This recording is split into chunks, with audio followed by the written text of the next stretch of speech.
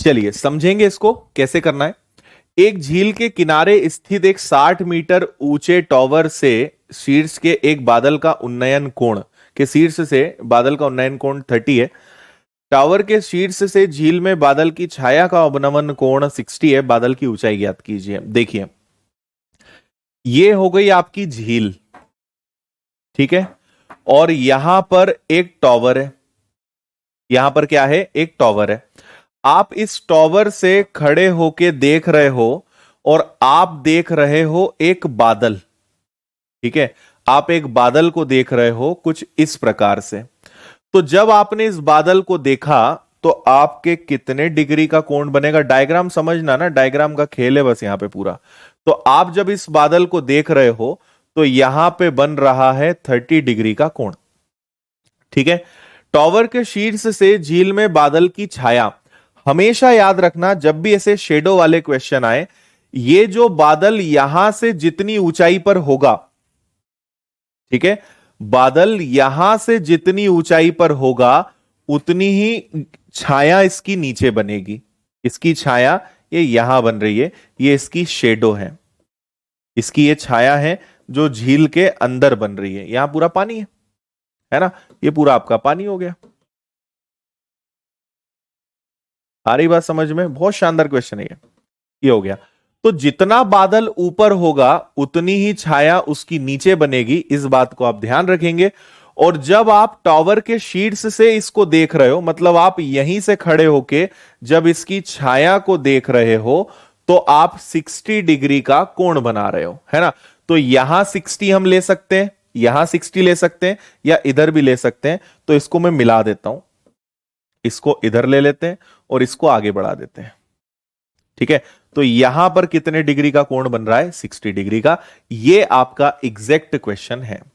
बताइए समझ में आया? ठीक है, अब आगे बढ़ते हैं, है ना। आपको एक बात कही गई है इस पूरे घटनाक्रम में कि ये जो टॉवर है ये आपका कितना मीटर का है? ये 60 मीटर का है। अगर ये 60 है तो यहां से यहां तक भी कितना आएगा? ये आपका 60 आएगा, है ना। ये दोनों आपके बराबर हो जाएंगे। और क्या कर सकते हो? आपसे पूछा है बादल की ऊंचाई, मतलब आपको बादल की ऊंचाई बताना है। तो ये 60 है, तो एक काम करते हैं, इसको x मान लेते हैं, है ना। यहां से यहां तक जो है इसको हम x मान लेते हैं, ठीक है। अब मुझे एक बात बताओ कि अगर यहां से यहां तक 60 प्लस x है तो यह भी पता है कितना होगा? यह भी आपका 60 प्लस x होगा। यहां से यहां तक, अगर यहां से यहां तक 60 प्लस एक्स तो यहां से यहां तक भी 60 प्लस एक्स, और ये अगर 60 प्लस एक्स है तो ये भी कितना होगा? ये भी 60 प्लस एक्स होगा।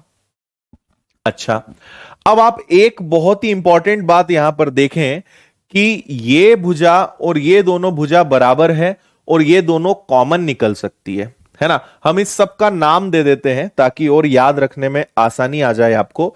तो आप ऐसा मान लीजिए कि इसको मैं नाम दे देता हूं ए, इसको नाम दे देता हूं बी, इसको नाम दे देता हूं सी, इसको नाम दे देता हूं डी, इसको नाम दे देता हूं ई, इधर नाम दे देता हूं एफ, बस, और यहां नाम दे देते हैं जी, है ना। अब सुनिएगा आगे हम क्या करने वाले हैं। तो सबसे पहले हम देखते हैं, इधर मैं लिख रहा हूं, पहले हम लेते हैं त्रिभुज इस वाले को, है ना, मतलब त्रिभुज डी ई एफ में।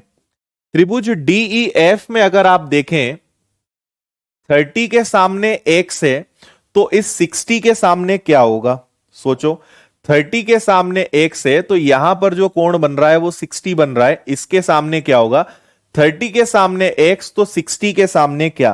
तो 60 के सामने मतलब आपकी जो df होगी, है ना, जो d से लेकर f तक की भुजा होगी, ये आपकी कहलाएगी x बटे √3, सॉरी x गुणा √3, है ना।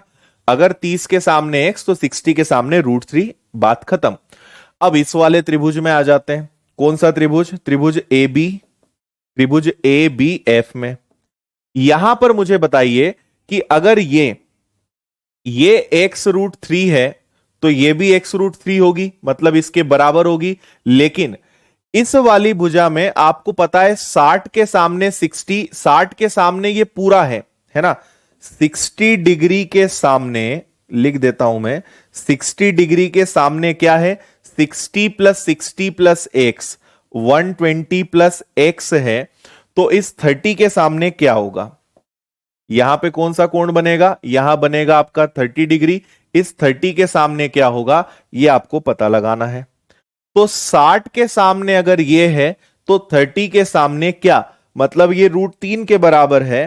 तो 30 के सामने आपके पास आएगा 120 प्लस एक्स बटे में √3, हाँ या ना। तो ये √3 आ गया। तो ये है आपका x बटे x √3, ये है x √3, लेकिन ये निकल के आया 120 प्लस एक्स बटे में √3।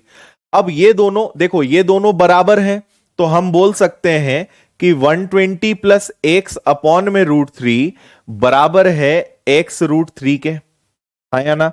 और आगे सॉल्व कर लो, तो ये दोनों बन जाएंगे √3 3x, तो 120 plus x is equal to 3x, हाँ या ना। 120 plus x is equal to 3x, 3x में से x गया तो बचा 2x। तो आपको फाइनली पता चल गया कि x की वैल्यू कितनी आएगी, 60 मीटर। तो ये जो बादल है ये 60, ठीक है। अच्छा, टोटल कितना होगा, तो ये तो x की वैल्यू 60 है, तो 60 प्लस 60 आपका आंसर कितना आएगा, 120, है ना। आंसर ये होगा आपका, क्योंकि x की वैल्यू 60 है, यहां से यहां तक 60 और 60, तो 60 प्लस 60 120 मीटर की हाइट पे आपका बादल उड़ रहा है। ठीक है, आया मजा।